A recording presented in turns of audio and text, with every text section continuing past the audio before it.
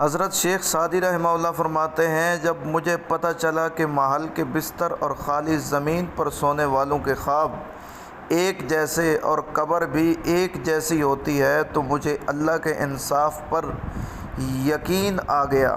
حضرت شیخ سعدی رحمہ اللہ فرماتے ہیں، کسی کو اتنا پیار دو کہ گنجائش نہ چھوڑو، اگر وہ پھر بھی تمہارا نہ بن سکے تو اسے چھوڑ دو، کیونکہ وہ محبت کا طلبگار ہی نہیں بلکہ وہ تو ضرورت کا پجاری ہے۔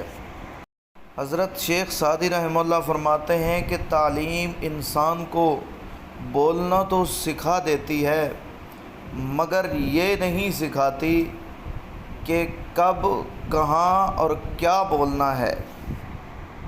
حضرت شیخ سعدی رحمہ اللہ فرماتے ہیں، حکایات میں آہستہ آہستہ چلنا اور منزل مقصود تک پہنچنا دوڑنے اور راستے میں رہ جانے سے بہتر ہے۔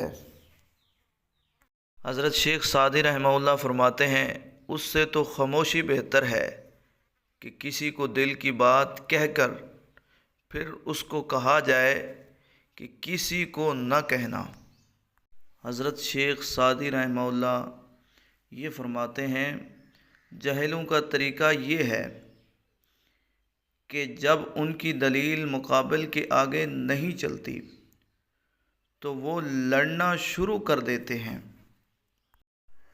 حضرت شیخ سعدی رحمہ اللہ حکایات میں فرماتے ہیں کہ اپنے حصے کا کام کیے بغیر دعا پر بھروسہ کرنا حماقت ہے،